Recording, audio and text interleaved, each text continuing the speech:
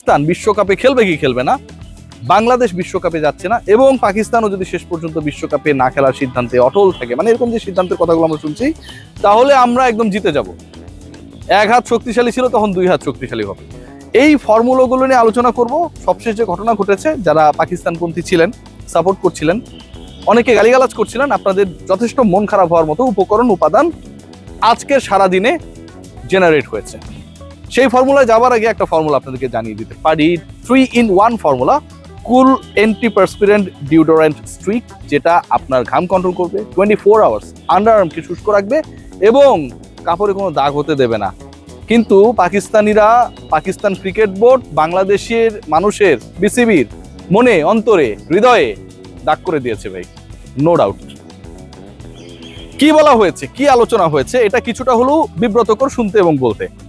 কারণ আমি যতগুলো কন্টেন্ট বানিয়েছি পাকিস্তানের বিশ্বকাপ ভবিষ্যৎ নিয়ে, গতকালকেও যে কন্টেন্টটা বানিয়েছিলাম সেখানটায় বলা হচ্ছিল, যেই তথ্যটা পেয়েছিলাম, যে তারা তাদের দেশের সেনাপ্রধান ফিল্ড মার্শাল আসিম মুনির, তার ডিসিশনের জন্য ওয়েট করছে।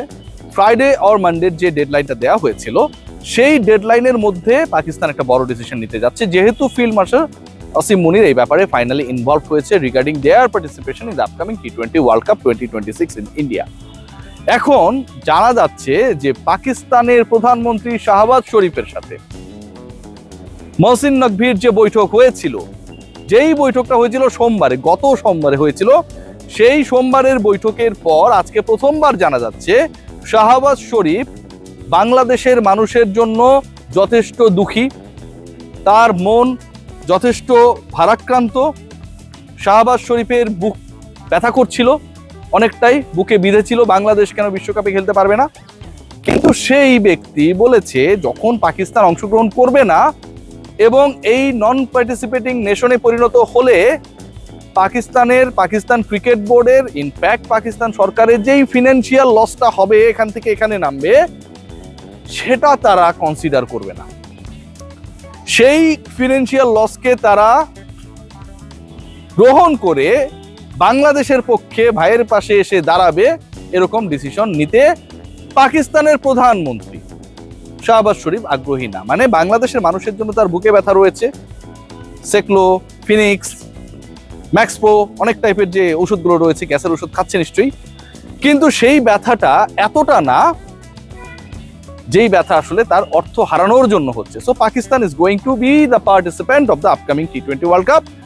এর আগে পরে যে ঘটনাগুলো ঘটবে এবং ঘটেছে, সবগুলোই মোটামুটি নাটক বলতে পারি আমি। দেখুন, কারো পক্ষে বিপক্ষে বলছি না, end of the day Pakistan যেই সিদ্ধান্তটা গ্রহণ করছে, আপনারা সবাই সেই সিদ্ধান্তের ব্যাপারে জানছেন বিভিন্ন মিডিয়ার মারফতে, সেই সিদ্ধান্তে আপনাদের সাথে শেয়ার করছি।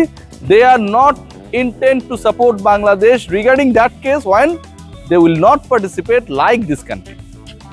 সেকেন্ড পয়েন্ট, যেটা পাকিস্তানের ক্রিকেটার কবে ফ্লাই করবে, ক্রিকেট টিম সাবস্টাফরা কবে ফ্লাই করবে, এয়ার টিকিটও অলরেডি ডান করা হয়েছে। প্লেনের টিকিট অলরেডি, এর আগে আমরা জানি যে জার্সি উন্মোচন হয়েছিল, প্লেনের টিকিট সংক্রান্ত যে জটিলতা ছিল সেটাও এখন আর নেই, প্লেনের টিকিট কেটে ফেলা হয়েছে। মানে সোমবারের বৈঠকে যেখানটায় নকভি এবং শাহবাজ শরীফ তারা বসেছিলেন, সেই বৈঠকে ডিসাইডেড হয়ে গেছে that they are going to participate in the upcoming T20 world cup. আমাদের লাভটা কি হলো, বাংলাদেশের মানুষ অনেক অনেক বেশি খুশি হয়ে গিয়েছিল, বগল বাজিয়েছিল যে ঠিক আছে পাকিস্তান অংশগ্রহণ করছে, বাংলাদেশ অংশগ্রহণ করছে না, আপকামিং যে ওয়ার্ল্ড কাপটা সেটা মাঠে মারা যাবে। দেখুন, পাকিস্তান কিন্তু দিন শেষে ঠিকই যাচ্ছে, মন খারাপ করছে, বাংলাদেশ যেতে পারলে ভালো হইতো। বাংলাদেশও দেখুন ডাবল স্ট্যান্ডার্ড, মানে যেই দেশের সাথে আমি স্পোর্টিং সম্পর্ক রাখবো না, কেন রাখবো না, বা সেই সম্পর্ক থেকে সরে আসলাম, ভেরি লজিক্যাল, যে আমাকে অপমান করা হয়েছে, এটা তো লজিক্যাল। স্পোর্টসে যে ঘটনাটা ঘটেছে সেটা তো লজিক্যাল, সে কারণে আমি একটা ন্যাশনাল স্পোর্টস টিম পাঠাচ্ছি না, ক্রিকেট টিম। এখন আমি আরেকটা স্পোর্টসের টিমকে আমি ঠিকই পাঠাচ্ছি, সেটা শুটিং টিম। আমি ক্রিকেট টিমকে খেলার জন্য পাঠালাম না, শুটিং টিমকে আমি নিশানা ভেদের জন্য পাঠিয়ে দিচ্ছি। যেই ঘটনা ঘটেছে বাংলাদেশের সাথে, সেই ঘটনা ঘটেছে বাংলাদেশের স্পোর্টস মিনিস্ট্রির সাথে প্রথমত, কারণ প্রথম অ্যানাউন্সমেন্টটা এসেছিল স্পোর্টস মিনিস্টারের কাছ থেকে, স্পোর্টস অ্যাডভাইজারের কাছ থেকে, that we are not going to participate in India. এখন আমার প্রশ্ন হচ্ছে যে শুটারদের কি সিকিউরিটি অনেক হাই? এই অ্যাসুরেন্সটা কোথা থেকে শুটিং ফেডারেশন পেল? গভর্নমেন্ট কেন তাদের বেলায় জিও ইস্যু করবে?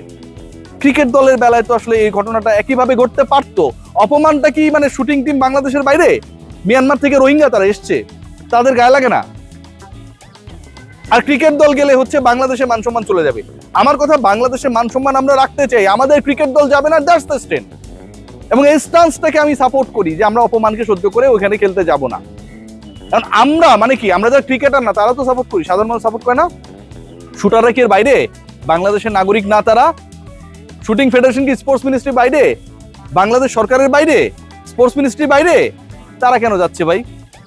একই আসিফ নজরুল একটা টিমকে পাঠাচ্ছেন না, একই আসিফ নজরুল আরেকটা টিমের জিওর ব্যাপারে কোনো বাধা দিচ্ছেন না। সো আমার কাছে মনে হয় quite interesting what is going to happen. Pakistan অংশগ্রহণ করছে, শুটিং টিমও যাচ্ছে, মাঝখান থেকে ক্রিকেটাররা খেলতে পারবেন না। আরেকটা ইন্টারেস্টিং পয়েন্ট, আজকে অনেক জায়গায় এই আলোচনাটা হয়েছে, বিডি ক্রিক টাইম থেকে শুরু করে বিভিন্ন সোশ্যাল প্ল্যাটফর্মে 8 বার জয়শা মহসিন নাকভিকে কল করছে এবং নাকভি একটা কলও ধরে নেই। এটাতে আমাদের কি হয়েছে, কি লাভটা হয়েছে, বাংলাদেশের লাভটা কি হয়েছে? মহসিন নাকভি, জয়শা, তাদের মধ্যে ফোনালাপ হইলে কি না হইলে কি? ফোনালাপটা হলে কি পাকিস্তান অংশগ্রহণ করা থেকে দূরে থাকতো, নাকি বাংলাদেশকে বলতো যে ঠিক আছে তোমাকে আমরা নিচ্ছি, শ্রীলঙ্কায় গিয়ে খেলো? কোনোটাই হইতো না। আমাদের সকল গণমাধ্যমে এই খবরটা যে জয়শাকে পাত্তা দিচ্ছে না মহসিন নাকভি। আসিফ মহসিন নাকভি হচ্ছে বাংলাদেশের জামাতে ইসলামের আমির মিস্টার শফিক সাহেব অথবা তারেক রহমান সাহেব, এরকম লেভেলের কেউ, আমাদের আনন্দের শেষ নাই। নাকভি হচ্ছে জয়শার ফোন ধরে নেই, আমাগর আনন্দের শেষ নেই। কি কারণে ভাই? উনি কি ডক্টর শফিকুর রহমান নাকি তারেক রহমান? কেউই তো না। আরেক দেশের কে কার ফোন ধরে নেই সেটার মানে আমাদের কাছে কোনো প্রমাণও নাই, কিন্তু বাঙালির খুশির শেষ নেই। আমার কাছে মনে হয় ঘটনাটা উল্টা হয়েছে। জয়শাকেই আসলে নাকভি ফোন দিছিল এবং সেই ফোনটা 8 বার না আরো অনেকবার সেই ফোন দেওয়া হয়েছে। শেষ পর্যন্ত আই এম প্রিটি শিওর জয়শা মহসিন নাকভির ফোন ধরে না। এখন কে এগিয়ে থাকবে? যে আগে সার্কুলেট করবে। পাকিস্তানি গণমাধ্যম সার্কুলেট করে দিয়েছে মহসিন নাকভি জয়শাকে পাত্তা দিচ্ছে না, জয়শা ফোন করে করে মোবাইলের ব্যাটারি শেষ করে ফেলেছে, কিন্তু মহসিন নাকভি ভাই ফোন ধরে নাই। এটাতে যে লাভটা হয়েছে, পাকিস্তানিতে কোনো লাভ হোক আর না হল, বাংলাদেশের মানুষজন বেজায় খুশি হয়েছে, নাকভির ফোন জয়শা ধরে নাই। এতে আলটিমেটলি আমার কাছে যেটা দাঁড়াচ্ছে যে আমরা আসলে যে কান চিলে নিয়ে গেছে, চিল খুঁজতে খুঁজতে দিন শেষে কানের জায়গায় আছে সেটারও খবর রাখি না, আমরা আমাদের কানে তালা মেরে শুনতেও পাই না। বাংলাদেশের ক্রিকেট এখন যে পর্যায়ে রয়েছে সেটা একটা ভয়াবহ অশনি সংকেতের সামনে। এবং sports industry, sports ministry, sports cover যারা করি, সাপোর্টার যারা, তাদের যে ডাবল স্ট্যান্ড, এটা আমার কাছে মনে হয় ভয়াবহ, ভয়ঙ্কর। কারণ আমি যদি বাংলাদেশকে ভালোবাসি, বাংলাদেশের কোনো পার্টিকুলার একটা দল যদি বিশ্বকাপে না যায় বা পার্টিকুলার এক দেশে যদি না যায়, তাহলে অন্য ডিসিপ্লিনের দলও যাবে না। হিসাব সহজ। এই সকল ফেডারেশন, বিসিবি হোক আর শুটিং ফেডারেশন, সবই স্পোর্টস মিনিস্ট্রি আন্ডারে। দুক্ষেত্রে দুই রকম নীতি কেন? তাদের জন্য কি ভারত ভালো নাকি নিরাপদ? এই ব্যাখ্যা কে দিবে? সবাই ভালো থাকবেন।